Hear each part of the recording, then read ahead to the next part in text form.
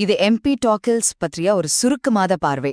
சரி, எம்பிடாக்கிள்ஸ் இவர் யாருன்னா ரொம்ப வருஷத்துக்கு முன்னாடி சாக்ரட்டீஸ்க்கெல்லாம் முன்னாடி சிசிலியில வாழ்ந்த ஒரு கிரீக்க தத்துவஞானி. எதுக்கு இவரை பத்தி பேசுறோம்? ஏன்னா பிரபஞ்சம், வாழ்க்கை இதெல்லாம் பத்தி இவரோட ஐடியாஸ் ரொம்பவே வித்தியாசமா யூனிக்கா இருந்துச்சு.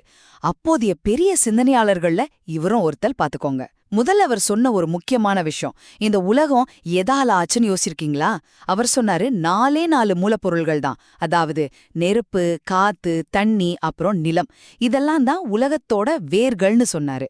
சரி, இதெல்லாம் எப்படி ஒன்னா சேருது, பிரியுது? அதுக்கு 2 சக்தி இருக்குன்னாரு. ஒன்னு அன்பு, இன்னொன்னு பிணக்கு. சிம்பிளா சொன்னா அன்பு எல்லாத்தையும் ஒன்னா இழுக்கும், பிணக்க பிரிச்சு விட்டுடும். இரண்டாவதா பிரபஞ்சத்தோட இயக்கம். அது எப்படி நடக்குது? அதுவும் இந்த அன்புக்கும் பிணக்குக்கும் நடக்கிற ஒரு பெரிய சண்டை மாதிரி, ஒரு சுழற்சி மாதிரி போய்கிட்டே இருக்குமாம். ஆரம்பத்துலலாம் அன்பால ஒன்னா சேர்ந்து ஒரு உருண்டையா இருந்துச்சாம். அப்புறம் இந்த பிணக்கு உள்ள வந்து எல்லாத்தையும் பிரிக்க ஆரம்பிச்சதுனாலதான் இப்ப நாம பாக்குற இந்த கலவையான உலகம் உருவாச்சுன்னு சொன்னாரு. கொஞ்சம் யோசிச்சு பாருங்க, உயிரினங்கள் எப்படி உருவாச்சுன்னு ஒரு ஐடியா சொன்னாரு. அதாவது முதல்ல கழுத்தில்லாத தலை, கையில்லாத உடம்பு இப்படின்லாம் தோன்றி அப்புறம் எது சரியா பொருந்துச்சோ அது மட்டும் உயிர் பிழைச்சதுன்னு. கிட்டத்தட்ட ஒரு எவல்யூஷன் தியரி மாதிரி இல்லையா?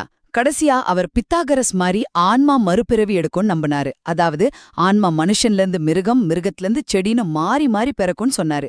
இதனால என்னாச்சு? அவர் சொன்னாரு மிருகங்களை கொல்லக்கூடாது, கறி சாப்பிடக்கூடாதுன்னு. ஏன்னா அந்த மிருக உடம்புக்குள்ள கூட ஒரு ஆன்மா தண்டனைக்காக இருக்கலாம்ல. இதுதான் அவரோட சைவ பழக்கத்துக்கு காரணம்.